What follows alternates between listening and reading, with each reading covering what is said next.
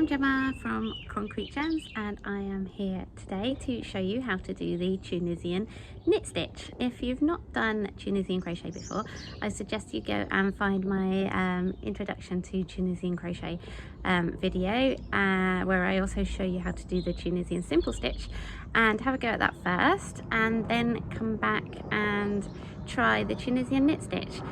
This is a really great stitch. It looks just like knitting, I think, even though it's done with a crochet hook. So it's a good combination between the two. Just remember, whatever yarn you're using, you need to use a hook that is 2 sizes bigger than your regular you would normally use for crochet. So for a chunky yarn that normally uses a 6mm hook, I would then use an 8mm hook. So let's get down to the table now and have a go at the Tunisian knit stitch. Right, let's get started with the Tunisian knit stitch. Now, I quite like this stitch. It looks like knitted fabric when you finished it, and you don't have to do knitting to get it. So, yeah, it's good fun. Let's show you how to do it. So I've done 10 chain. So my setup row is the same as you would do for Tunisian simple stitch. So you're going into those back bumps, yarning over and pulling up a loop. So all the way across.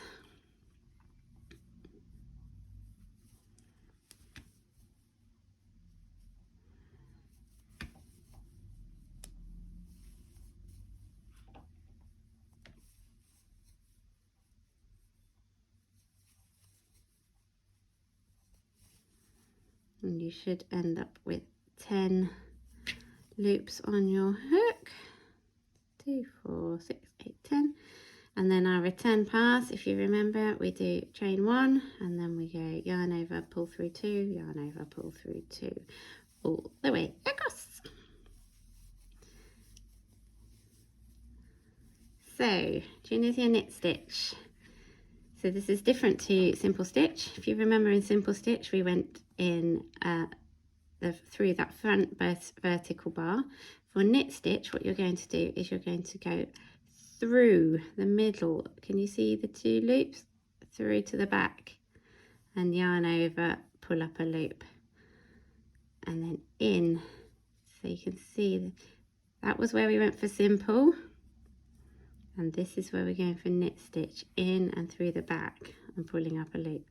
Now make sure when you pull up a loop, you really pull it up this time, because this one gets really tight and curls up quite a bit too.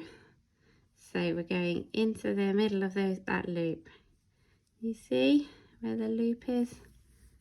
You see on the next one, going in there.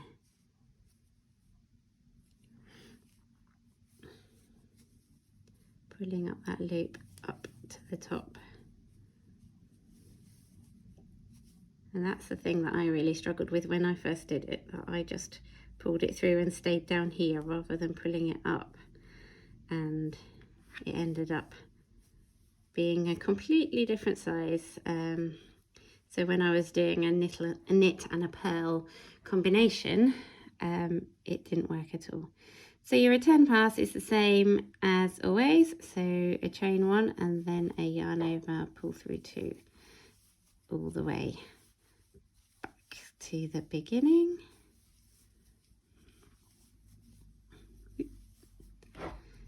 So you can already see it's starting to look a little bit like knitting, but I'll do another row to show you. So we're going into the middle of the loops, through out the back, and pulling up that loop really to the top.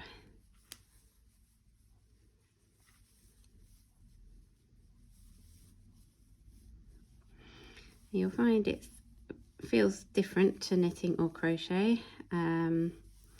Takes a little while to get used to. So that last stitch, you're still going through those end 2 chains. I don't think I said that before. Like last time, like with Tunisian simple stitch, through that end and pulling up a loop. So then you chain 1 and then return, yarn over, pull through 2, yarn over, pull through 2, all the way back.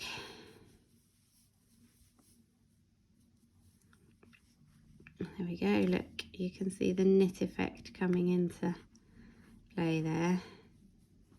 I'll do one more just to show you, and then I'll do a bind off in the same way as we did a bind off in my other video for Tunisian simple stitch. It's exactly the same, and it's just a way to finish off your work. There are some different bind off techniques, but I find the simple slip stitch bind off to be effective and quite handy. Yeah, there we go. So let's bind it off. We go into the loop, pull through and pull through we'll just go through the front now to bind off. So you, like you did with Tunisian simple stitch, into that front loop, yarn over, pull through, and then pull through the other loop on your hook.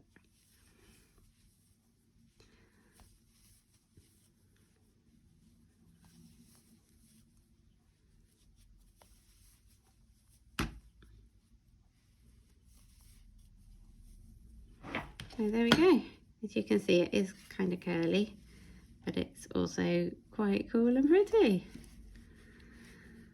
So have a go, see what you think,